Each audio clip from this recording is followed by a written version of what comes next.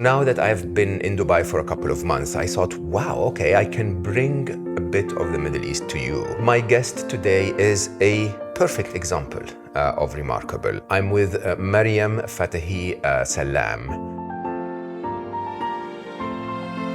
And so we were pregnant, due months apart with boys. Her youngest was to be a boy, Amir and Ali. We should introduce our listeners to Negin. Negin was diagnosed with stage 4 breast cancer at the age of 31. It's a very strange feeling to mourn someone who's alive and to know their time is limited.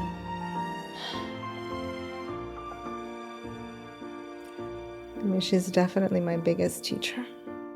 Happiness is being at peace with the moment as it is. Welcome back. So as I told you many times before, when I travel the world, I find it quite funny when people ask me about the Middle East. You know, it's like, did you guys have swimming pools, or you know, do the camels have a speed limit on them, or how do you coexist with the terrorists? And it's quite interesting for me because I have to admit, the Middle East is probably one of the biggest jewels of the world and one of its best kept secrets in many ways. And so now that I've been in Dubai for a couple of months, I thought, wow, okay, I can bring a bit of the Middle East to you by sharing with you some of the remarkable stories of this part of the world. And I started this series, The Remarkable Women of the Middle East, with one thing in mind, to remind everyone that remarkable is not about where you are in life, what you've achieved or the impact you've had, but rather how far you've come and the challenges that you had to overcome on the way. And my guest today is a perfect example of remarkable. She is Middle Eastern through and through, Persian in origin, born and raised in Dubai. She earned an undergrad in economics from California Berkeley University, then had her JD from Villanova Law, and then passed her bar exam in New York in 2007. But then came back to the Middle East to be one of the most successful entrepreneurs in fitness in this part of the world, in a way helping people through movement to find a better path through life, if you want. She is an avid coffee fan, like I am. She is a mother of 3, and I know you will not believe it when you see her on camera. And she is, in every possible way, is someone that has gone through challenges in business, with COVID and the lockdowns, in dealing with the franchise that she had to start with, in so many ways in her business that makes her a lot more resilient in terms of her ability to overcome challenges than the wonderful smile that she gives to the world. I'm with Maryam Fattahi Salaam, who also shares with me in common, I think, a much deeper connection around those that we love. I know already that this is going to be a remarkable, memorable conversation, and I hope you will enjoy it as much as I do with Maryam Fattahi Salaam. Maryam, thank you so much. First of all, I think you are the first person since I started recording this podcast that actually showed up on the dot, on the minute. On the minute. Not a few seconds early and not a few seconds late. I've never actually, I never show up on time myself. I actually went to the wrong building. Did you? Yeah, I was dropped off at 4A and I walked through. So even with that, I gave myself that cushion. Glad I did. Is that because you're very, very organized, very meticulous, or is I am. You are? And I say that with a little apprehension. Yeah, I'm extremely meticulous and a doer. Mm-hmm. And I've always been that way. Okay. From childhood. Did you teach courses? I mean, I wish I could show up at 2:00, not 2.5 minutes Like, who does On the that? dot. Yeah.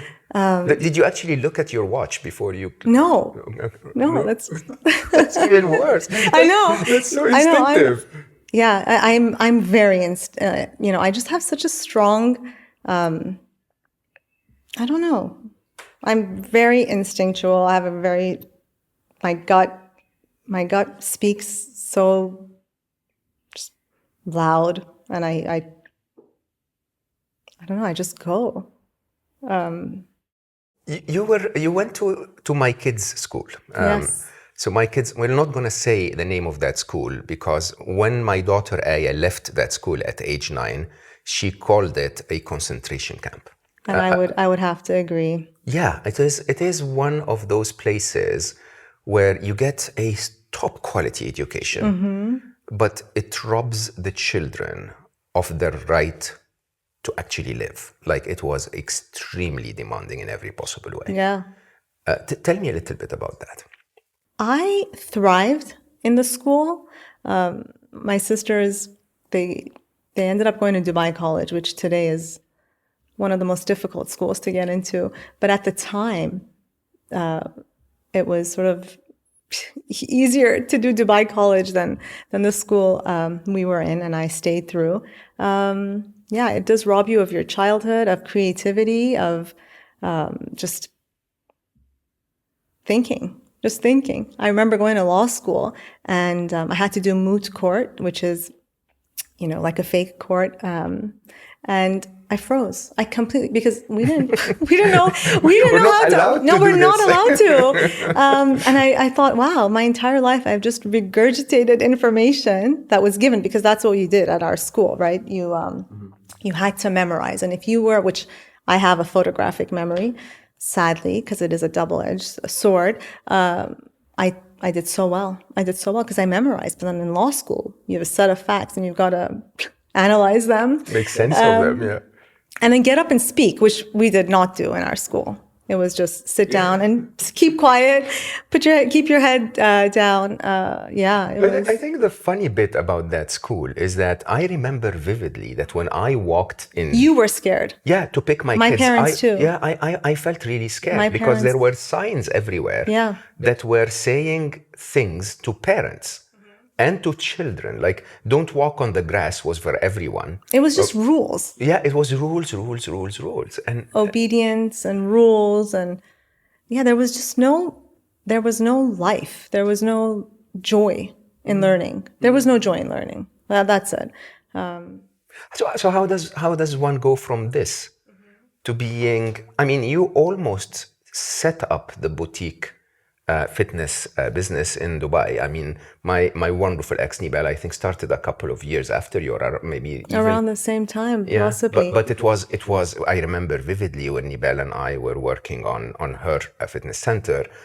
She, there was nothing. There was nothing. Yeah. There were the big box gyms. Yeah. And then some homegrown yoga studios that were great, but the boutique fitness experience wasn't here. And when I brought out the franchise to the brand 10 years ago, I mean, it changed the way women, and it was ladies only, so it changed the way women view fitness. It became like therapy, That's quite interesting, because I remember that vividly as well at the time, where the idea of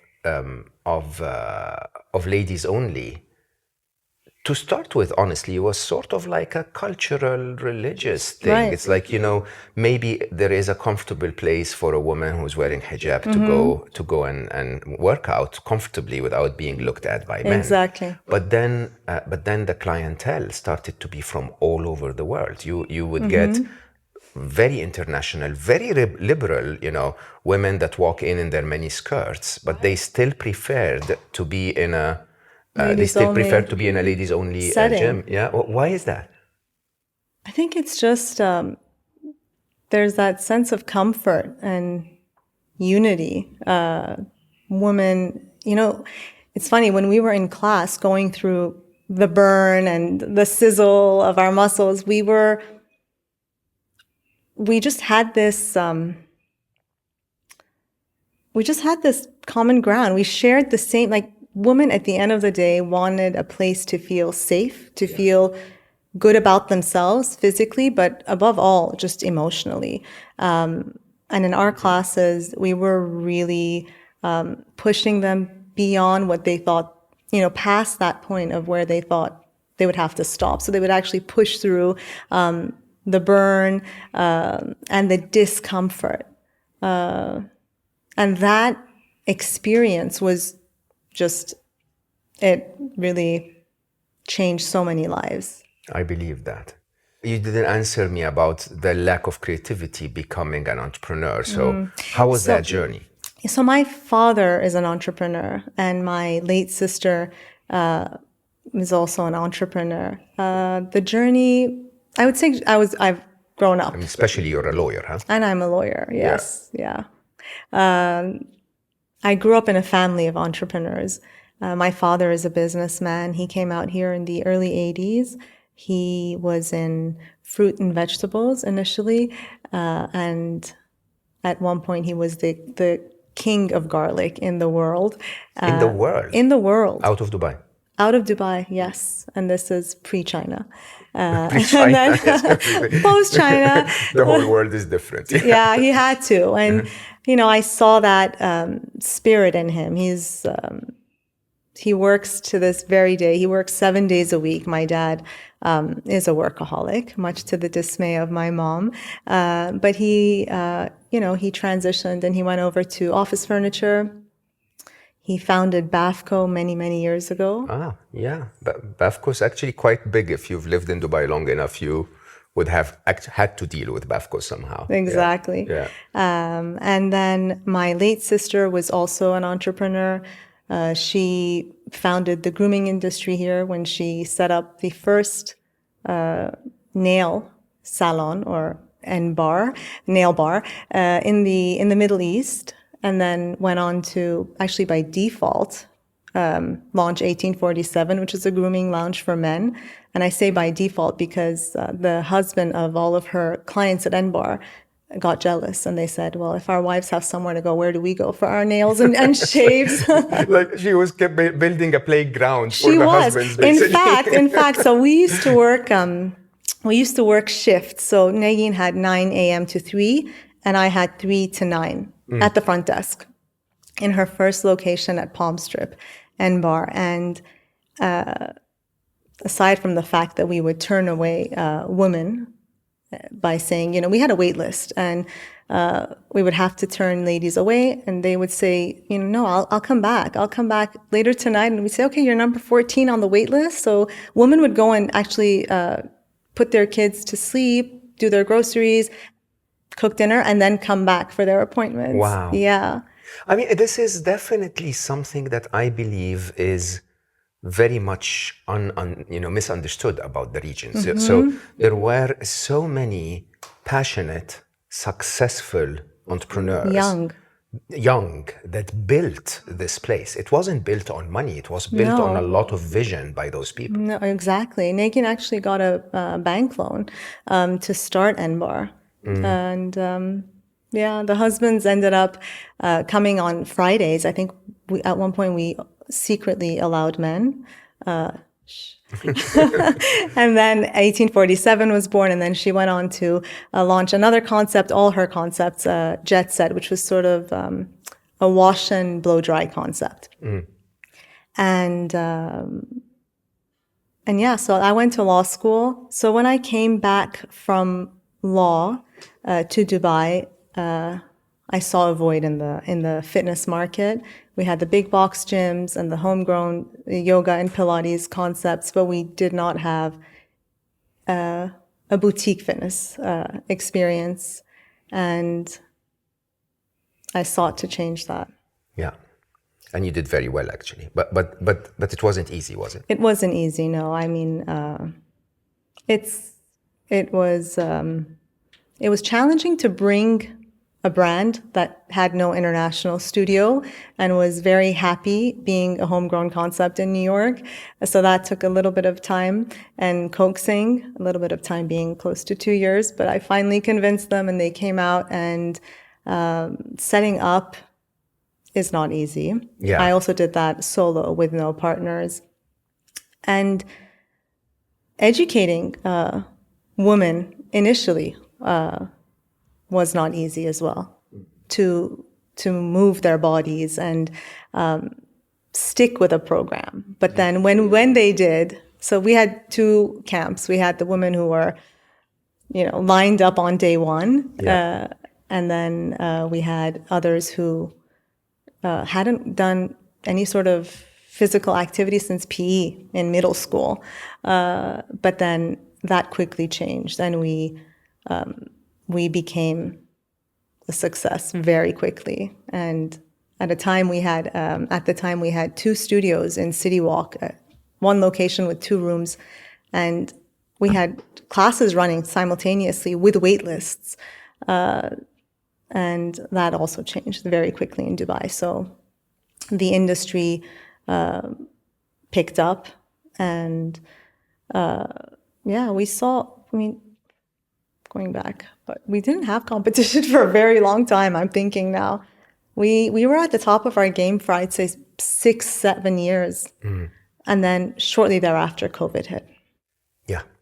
Yeah. So, but I want to say that we really were top of our game for a long time. I think you still are. I think I think COVID's cost has been quite significant for everyone. But Right. Without getting to COVID, because I think COVID coincided with lots of other tests in your life. I think maybe we should introduce our listeners to Negin. So you mentioned her many times. Your older sister, an entrepreneur. An entrepreneur. A mother figure to me. A mother of 4 herself. How much older than you? 6 years older. 6 years, yeah. So I have 2 older sisters. Negin, who's 6 years older, and then Yasmin, who's 5 years older. I was very much the baby growing up. I was the baby, but I also was the headstrong, independent sister.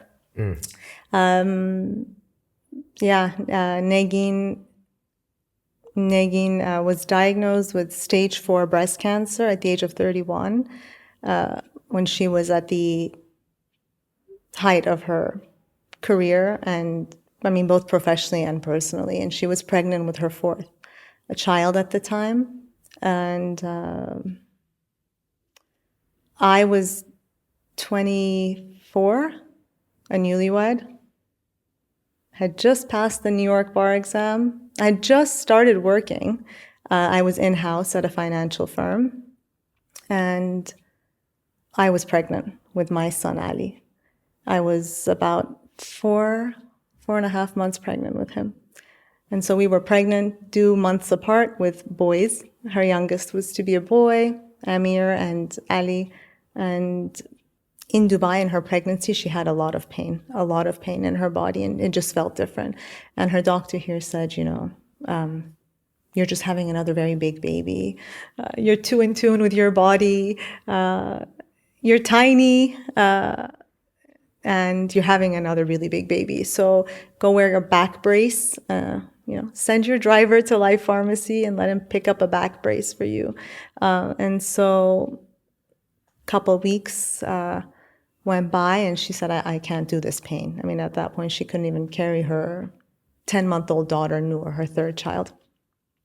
And so she said, Mom, I'm going to go to LA early, because she would always have her babies there. And you can follow with the older kids. I'll take Noor, my 3rd. And my mom said, no, I'm going to come with you. And she got to LA, and that's when her OBGYN, when she went for a checkup, he just palpated and felt something suspicious. And my other sister at the time called. I was at work, and she said, I'm so worried. I don't have a good feeling. I'm downstairs circling, waiting for Negin, because there was no parking, rush hour in Los Angeles, and she couldn't find parking. And I said, you are just panicking, calm down. There is, you're thinking of the worst. And she's just, it's a checkup. It's a routine checkup. And she said, no, the pain that she has is not normal, and she's taking too long. And so when my sister did come back down to the car, Negin, Yassi informed me that there was something suspicious, and that she had to go get an ultrasound with someone else. And then again, I was at work waiting, and immediately the doctor who did the ultrasound sat Negin down, and she was alone. Again, my sister was in the car, driving, waiting for her, and he just said, you have cancer. This is cancer. We need to do a biopsy. They did a biopsy, and it was cancer. It was malignant. And then they had to get the baby out to see how widespread this cancer was. And Negin went on steroids for Amir's lungs to develop for a week, and then went into the operating room. And when she was in there and they opened her up, they saw the spots on her liver, and it was stage 4. So the doctors came out. There's a team of them, and they told us to make arrangements that she had 3 to 6 months to live. And how did it feel? I mean, it's a very strange feeling to mourn someone who's alive, and to know their time is limited. It's like running a marathon, but you don't know where the finish line is. No idea. I know that for sure. Yeah. I always talk about Omar, my son's friend, who had a colon cancer around the same time that Ali left our world. And I have to say, it was just unbearable to watch him suffer.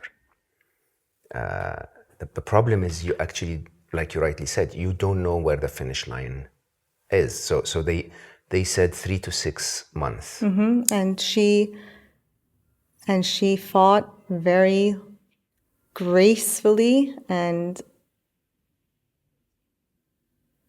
beautifully for 13 years. 13 years. 13 years. Is that because they were wrong in the 3 to 6 months, or is it because she did something different, or? She was different. She was different, yeah. What does that mean? Negin's name in Farsi means diamond. And we all know how flawless diamonds are made, right? I remember within a week of her diagnosis, she once looked at me and she said, "Maryam, maybe this is my purpose in life." And I said, "What do you mean?" And I'm 24, pregnant myself. I said, "What do you mean, purpose in life?" And she goes, "Maybe it's my purpose to inspire people with my story. Maybe that's my purpose." So you were saying, why did she? How did she?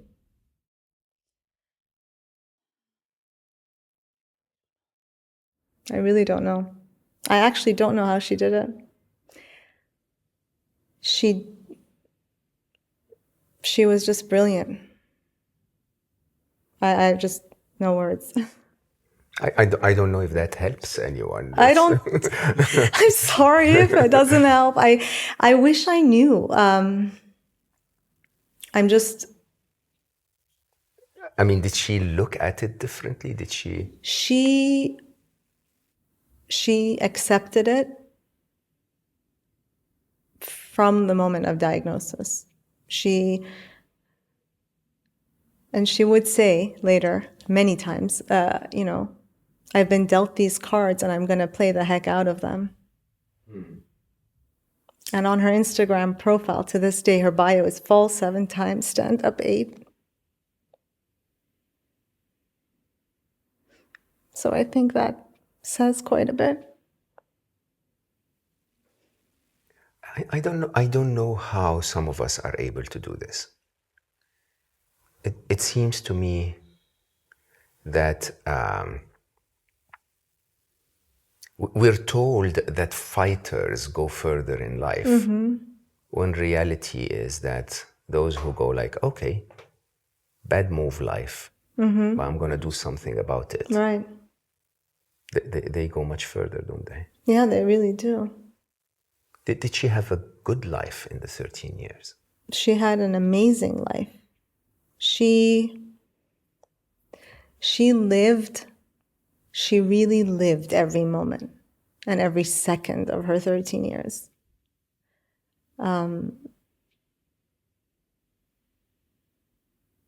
Yeah, she was just so grateful for it.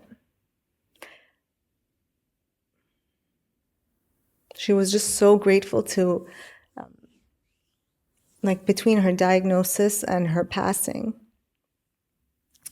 she was so grateful for every moment that she was given.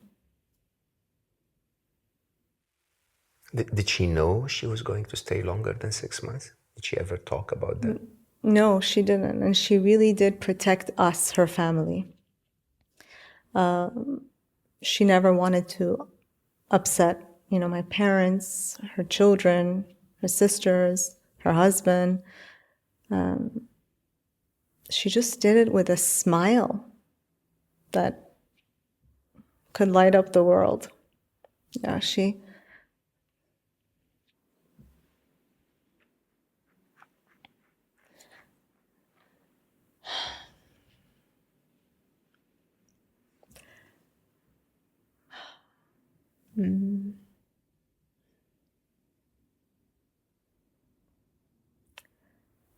definitely my biggest teacher. In what way? In showing me how, in the midst of heartache and adversity and loss, whether that's when she was alive or even after she was no longer earthside, how there's so much beauty still in life, and life can be so rich and so abundant. Yet,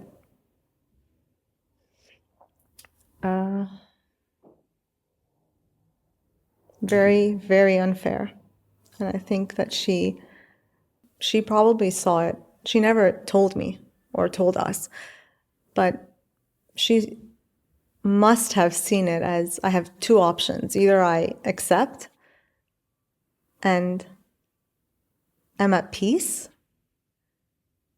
with the moment and circumstances as they are, or I resist and I suffer.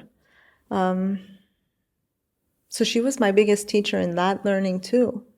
So many learnings, but I would say that we always have options. We always have options, and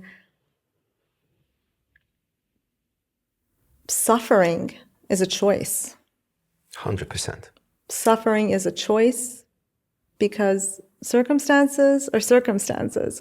But it's our perception of the circumstances that determines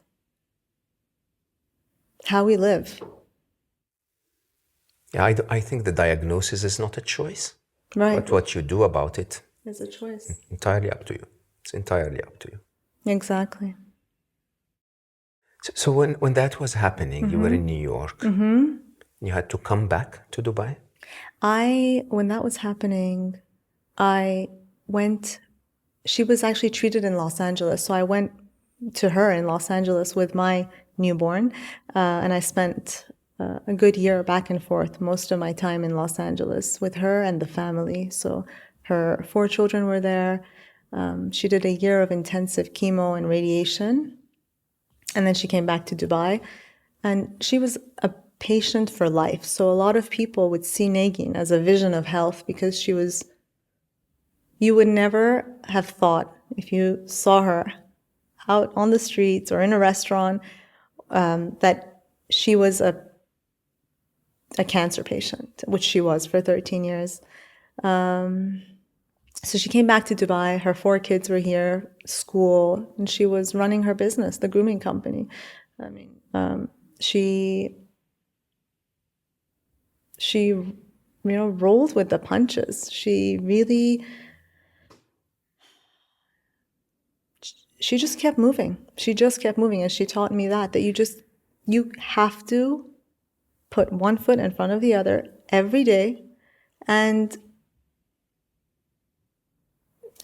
appreciate every moment. But that not moving is not an option. I think that's what she taught me is we have that choice. We have the choice to sit and just create our own suffering or move and find joy and beauty in life. And she did that. How do you find joy when you're in pain, when you're struggling with how many more days do I have, what will happen to my children? By the way, that I really don't know the answer to. And that killed me. That killed me, not hearing from her how she was scared of the future. To this day, that is something that is so heavy. Was she scared? I could see the fear in her eyes towards the end. I could see it. Also, I didn't mention earlier that her last 5 years, 4.5 years, she was diagnosed with leptomeningeal cancer, which was a whole new cancer on top of her stage 4 breast cancer. And because of the Negin very, very gradually lost her mobility over 5 years, nearly 5 years, her speech, her vision, and her cognitive skills. So again, initially she was aware of that, and then when it got to a point where she was no longer aware, of course that was easier on the family, the fact that she wasn't aware. But she would ask me when she first started seeing a little bit blurry and double vision. She once asked me, are my eyes, do you see them as crossed? Because I'm not seeing very clearly, and I'm worried. And I said, no, you must be tired. I mean, if you're seeing double. So I believe that the answer to my stubborn question of how, interestingly, is not found in a form of doing. It just doesn't seem to me, from our conversations before we started filming, that she was the kind of person that would just do things. I think there was an essence to how she is. And being, interestingly, is much more effective sometimes at achieving things than actually doing anything. It's the way you are that makes you, beat life, if you ask me. Yeah. Yeah, she was open to it. She was, yeah, it sounds crazy, but she was open to it. She surrendered to the not knowing. I think that's the hardest bit. Yeah. I think it's much harder, when we compare our stories. I think the not knowing. So I remember vividly when Ali was, we were smiling and laughing, and it was just an appendix inflammation. It wasn't a big deal. We thought Ali will be in the operating room for 10 minutes and then come out, and that's it, right? And then the doctor came out an hour and a bit later. Of course, Nibel, my wonderful ex, has always been very intuitive. So when he was walking in, she was not comfortable, and every minute that passed, she was, more and more saying something's wrong, something's wrong, something's wrong. And then when the doctor came out, we had those hours of Ali in the intensive care room. He had bled too much. He had a very rare blood type. and literally his organs were shutting down one after the next. And there is that moment where you have no idea what's going to happen. You know, first of all, it's the first time I have ever been in that situation. Nobody's talking to us because of legal liabilities, and they can't say this and they can't do that. And you know, those 4 hours, 6 hours, I would say, were the hardest 6 hours of my life. You know, there was a point when I looked, you know, finally there was an intensive care doctor that was, you know, human enough to sit me down and say, it doesn't look good. You know, this shut down, that shut down, this shut down, that shut down. And if he comes back to life, he's not going to be himself anymore. And, you know, in my heart at that time, and I know it sounds horrible, but my prayer shifted. My prayer became, you know, if he doesn't come back as him, if he's coming back to suffer, you know, we here in this part of the world, we don't fear death as much as the rest of, you know, maybe the Western world. And I started to think, no, if this is the case, then I'd rather him continue his journey rather than come back to suffer. I don't want to see my child suffer this way. And I think you went through a bit of that yourself, but on an extended 13-year. Again, absolutely. The same thing, but on a very different timeline. Yeah, we had her, which is a blessing, for 13 years, 13 more years. And we had her... I'd say 44. Yes, yes. I mean, for my 37 years, I had her to love and I had her love. So, you know, what a blessing that is. Do I view it as, you know, the worst thing that happened to me or the best thing that happened to me? And I've said it before, you know, if I had to go through this journey again, to have that time with her, even under those circumstances, I would. Wow. And she was my teacher. We were talking about what she taught me. She taught me that aside from the fact that life is so fragile and so excruciatingly painful with its adversities and life events, and that it's so incredible. She also taught me that we are so powerful in and of ourselves. I was somewhere recently and there was a circle and they asked, what is one thing you can't live without? And they went around the room. And when it was my turn to speak, I stopped and I said, I think it's my own strength. And the whole room went quiet. Like one thing I can't live without. And I never knew I had that in me. You know, I was forced to tap into a power that just unleashed something I didn't know I had. And then to keep going back to it. So once you know that you can do that and you have it in you, you turn to it when you need it. I mean, it's not common that you need it to the extent that you needed it. Yeah, and I needed it. I mean, there were times when I would come home, going back to COVID. So on March 15th, 2020, Dubai went into lockdown, and I closed both studios. We had 2 locations of the fitness studios, and we closed both. I closed both. And then I went home to my sister's, and I took my sister to therapy, speech therapy, and it was my first time taking her.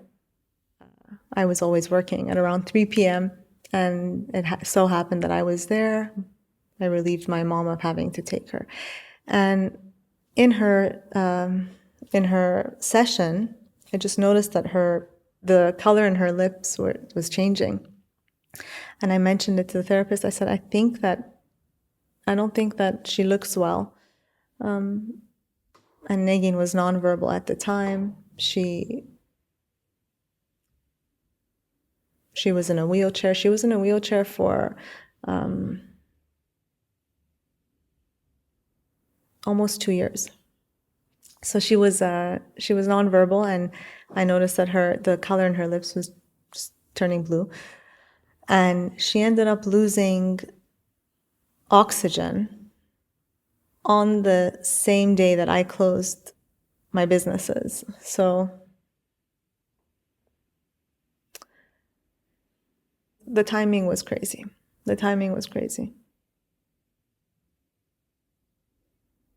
But having to deal with no business for 4 months, and then on the same day my sister goes on oxygen and ends up staying on it and then moving to life support for the next 11 months. I remember I would visit her in the ICU, and this was COVID, so we were decked going in, and I'd come out of the room and tell my husband in the waiting room, I don't know how I'm going to do this. I actually don't know how I can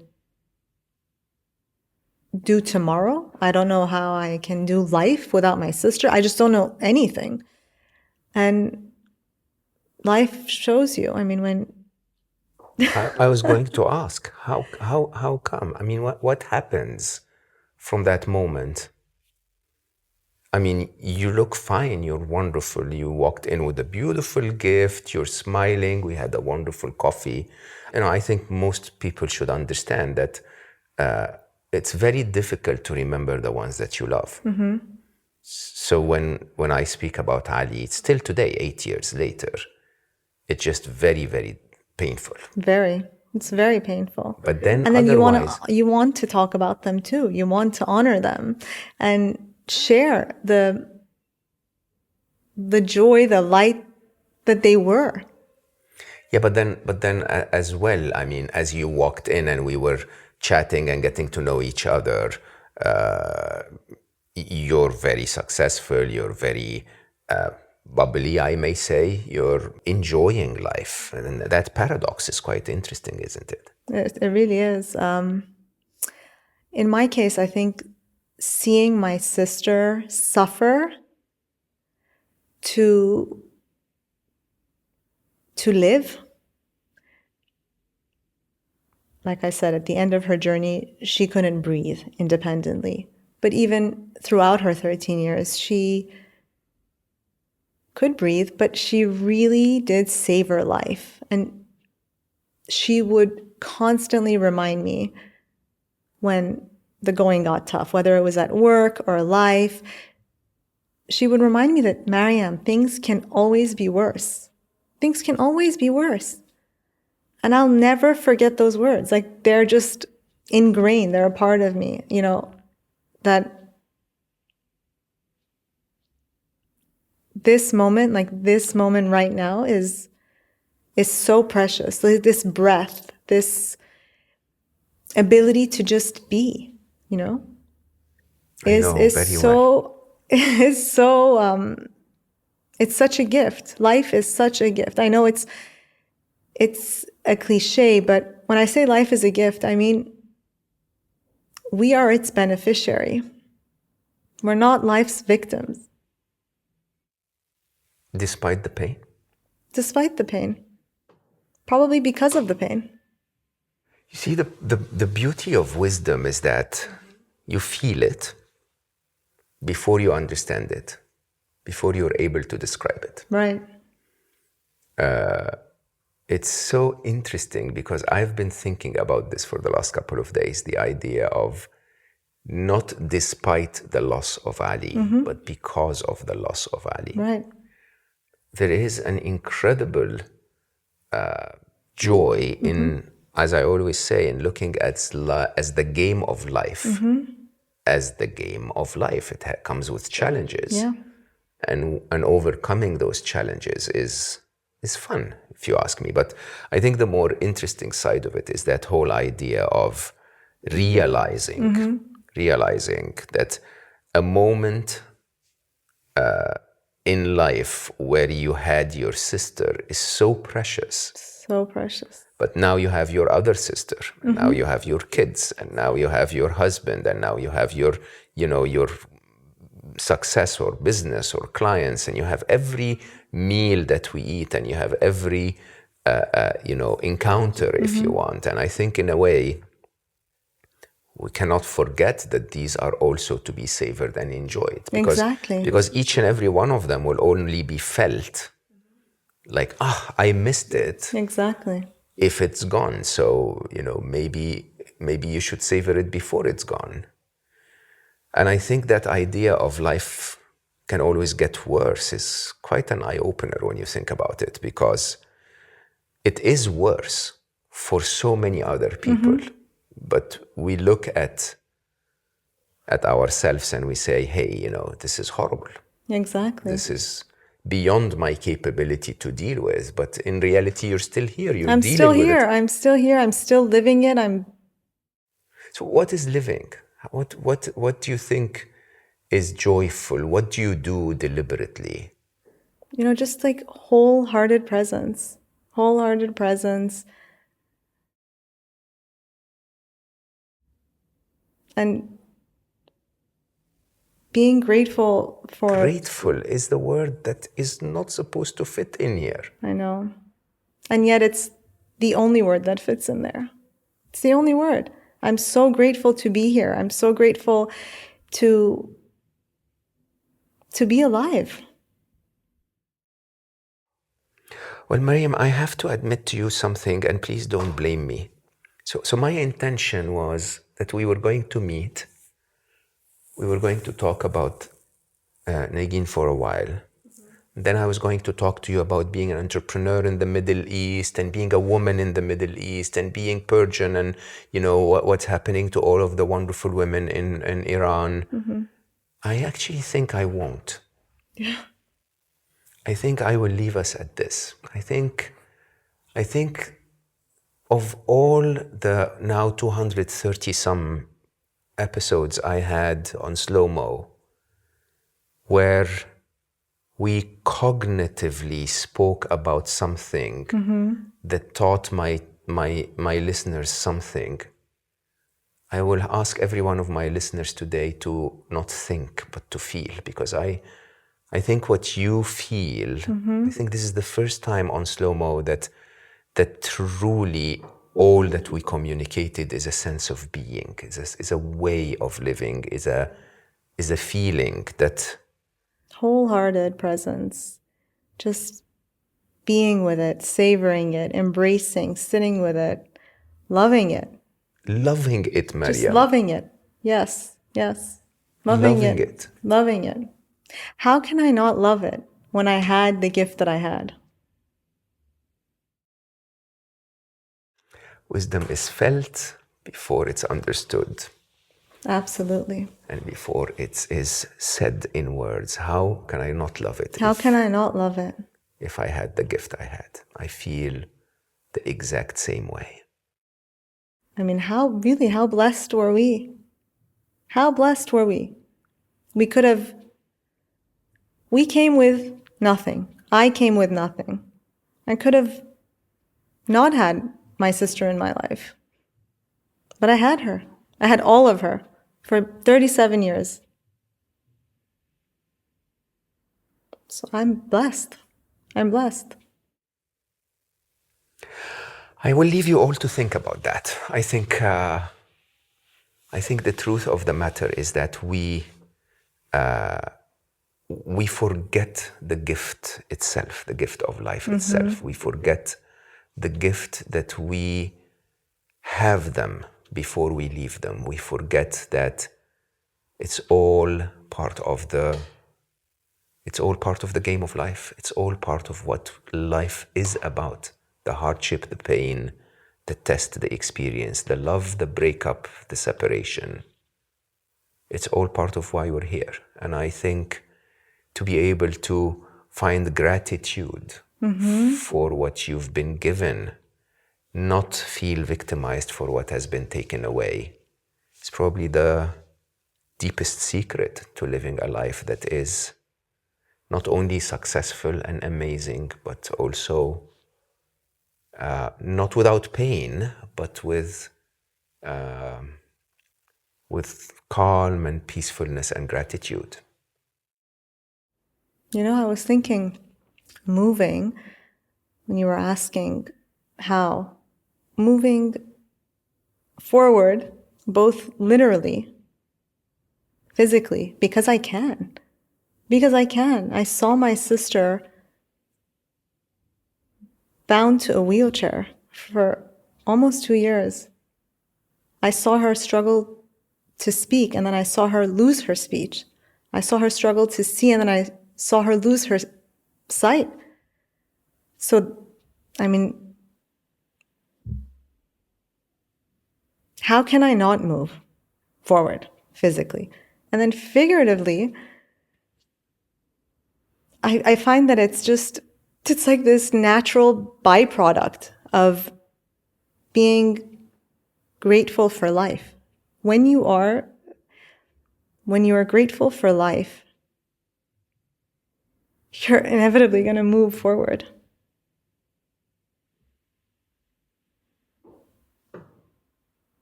And to share that with people, you know, I now know something I didn't 10 years ago, that my purpose really is to have made it through the darkest days of my life. Days when like I said, I would come home or come out of the ICU and ask my husband, I'd say, Talal, how am I going to do this? How am I going to live tomorrow? How am I going to live life without my sister in it? I can't imagine a life without her in it. And I've gone through those days. And I can say that the darkest days have brought me to where I am today, which is this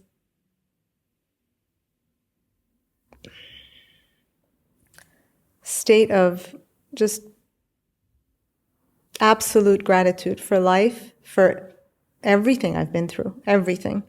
And I want to share that with people and give them hope when they're going through a dark period, a tough season, that it's not a setback. Maybe it's setting them up for something that they're meant to do or they're meant to be. Do you consider yourself happy or just keeping up, coping? No, I consider myself happy. I consider myself happy. Because what is happiness? I'm asking the expert, what's happiness? I'm not going to say anything. I have no idea. I think happiness is just the absence of searching for happiness. Yeah, it's the absence of I say happiness is the absence of unhappiness. And the biggest reason for unhappiness is craving what you don't. Right. Your quest, this like never-ending quest. I've got to be here to be happy. I've got to have this to be happy. Happiness is here. It's like right here, right now. It's all we have. Oh, you know, I understand you, but I'll ask you to elaborate. Happiness is being at peace with the moment as it is. So if you're looking to change this very moment and try to control circumstances and change outcomes, well, you're not going to be very happy with life. It's just not. Because you can't. We have no control. We have no control. I saw that at the time of my sister's diagnosis, I mean, we were brought to our knees. And talk about being forced to surrender. You know, sometimes people have, like, they think they have an option, but I saw it. We had no option. We had no control over life. Zero. Nobody ever does. Nobody ever does, but they think they do. So I was forced to surrender. So I learned that that was my only option. Yeah, they say in the Islamic teachings actually that you can get one of two tests in life. One is the test of hardship that gives you no options, and the other is the test of ease, where you have choices, but none of them really works because life is supposed to have a bit of harshness in it. And you know, we always say that the test of harshness is easier because you're like, oh, okay, I fell. You know, it's so much easier than I might not fall if I do this. And you know, why am I going to fall? Why is life making me fall? When you're given options. Yeah, we had no options. I was given no options. So it was either. But you have options now. Yeah, you can be a victim. You can curse life. True. You can be bitter. Why are you not taking those options? What good would those options serve? I mean, and it's not even how I feel. It's truly not how I feel. I feel so lucky for my journey, which included my sister, and taught me so much about life and about myself. You know, I tapped into this power that I had no idea I had. Superpower. Vulnerability, I say, is my superpower. You know, just sharing your story, living authentically, just living. Yeah. Exactly. I am with you. I have to say, another thing that adversity, pain, grief taught me was my grief woke me up to life. Grief gave me a fresh set of eyes, really. And for that, I'm blessed. Imagine living life without the knowledge and wisdom that I have today. No, I feel there is, you know, in the pain of grief, anticipatory grief, as you called it, you know, it's a bit like appreciating a nice, breathy afternoon because you've been to Montreal. Yeah, exactly. Right? Like if you've been in the deep minus 39, very, very, very cold, you suddenly look at a nice breathy summer evening and say, wow, that's incredible. Much more than if your whole life was going through that summer, right? If your whole life was through that summer, it just becomes background. You don't see it anymore. Yeah. So I want to close with one thing, one word that you would leave our listeners with.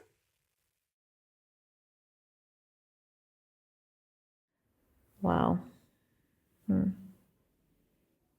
We always have a choice. We always have a choice to look at life, events, circumstances in a way that will build us or break us. Yeah. Interesting. So it's not what happens that builds us or breaks us. It's what we do with it. Don't say another word. I actually want to end up here. I've had, I think by now, 230, 235 guests on Slo Mo. I think this is the one conversation that was not from the head as much as it was from the heart. This was just a heart conversation. So if you wanted to listen to Maryam's conversation with me analytically from your cognitive analysis of the lessons she taught us, you may not get it. I would ask you to go back and listen from the heart.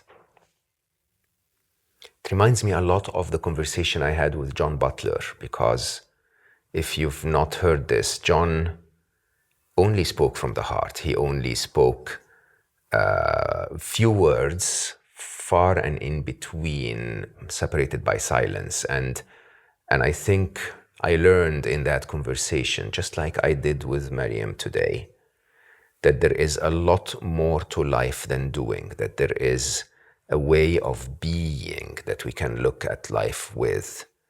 And that's all we need to find a place where we're happy, where we are satisfied, where we are contented, and where we are alive. I think the idea of, I'm so blessed after all that pain, I'm so grateful, something that I would urge you to go back and look at, especially at the times where we are now complaining about economic issues and work issues and relationship issues, and we forget how much worse life can go, and how even at the deepest of the darkness of life, there is joy to be found, and there is a lesson to be learned. I am so grateful that I met you, Maryam. I really am. Likewise. Thank you for having me on your show. That is a beautiful and powerful reminder of what we can do together. 100%. I believe that this was actually meant to be. And it's coming, by the way, at a very interesting time, because I myself am working through some of the challenges, if you want, thinking about how it is that we're going to handle a world that's similar to the world we're coming across now. So I am so grateful. I am so appreciative of every feeling that you've so vulnerably shared. I thank you all for joining me, because every time that you join, I learn something new. Every time that you join, I get to meet a remarkable human being. And it's because you listen to Slo Mo that we're able to invite those incredible people over so that we all learn and feel inspired. I think this was a conversation that was slow enough for you to do it again. Yeah, slow is good. Because it's those segments of silence that I think are really the flavor of what life is all about. Share this with others if you found your heart connected to it. And find a little bit of time to slow down. I love you all for listening, and I will see you next time.